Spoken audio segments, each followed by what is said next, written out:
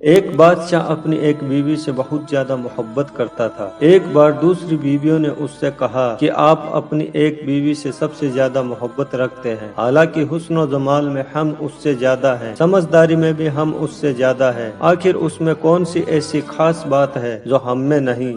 ہمیں تو اس کے اندر کچھ نظر نہیں آتا، مگر آپ کی محبت کی نگاہ جو اس پر اٹھتی ہے وہ کسی دوسری بیوی پر نہیں اٹھتی، آخر کیا وجہ ہے؟ بادشاہ نے کہا، اچھا، میں کسی دن اس کا جواب تم سب کو دے دوں گا۔ اس کے بعد اس کی بیویاں یہ بات بھول گئی۔ ایک دن بادشاہ نے اپنے گھر کے صحن میں بیٹھ کر کہا، آج میں اچھے موڈ میں ہوں، اس لیے میں چاہتا ہوں کہ میں تم میں سے ہر ایک کو اچھے اچھے انعام سے نوازوں۔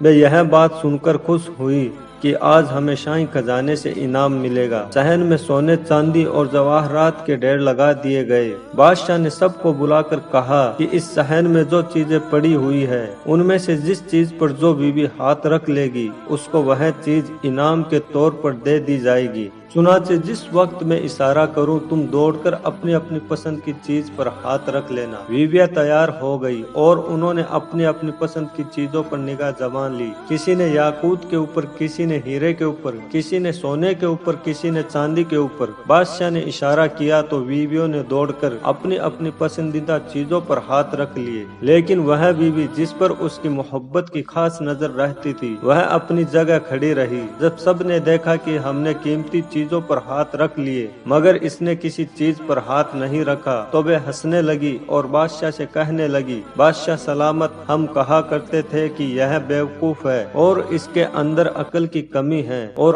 آج اس کی عقل کی کمی کھل کر سامنے آ گئی۔ یہ تو بس سوچتی رہی، لہٰذا آج اس کے پلے کچھ نہیں آئے گا۔ بادشاہ نے اس سے پوچھا، اے اللہ کی بندی، تو نے کسی چیز پر ہاتھ کیوں نہیں رکھا؟ وہ کہنے لگی، بادشاہ سلامت، میں پوچھنا چاہتی ہوں کہ آپ نے یہی کہا ہے نا کہ آج جو جس چیز پر ہاتھ رکھے گی وہ چیز اس کی ہو جائے گی؟ بادشاہ نے کہا، ہاں، یہی تو میں نے کہا ہے۔ اس نے یہ سنا تو آگے بڑھی اور بادشاہ کے کندھے پر ہاتھ رکھ دیا اور کہنے لگی، بادشاہ سلامت، جب آپ میرے ہو گئے تو سارا خزانہ میرا بن گیا۔ بادشاہ نے اس کی یہ بات سن کر اپنی دوسری بیویوں سے کہا کہ دیکھو، اس کی عقل مندی اور محبت کی وجہ سے میں اس سے زیادہ محبت کرتا ہوں۔ دوستو، اسی طرح جب انسان محبت الہی کو تھام لیتا ہے تو کائنات کی چیزیں اس کے لیے آسانی ہو جاتی ہے۔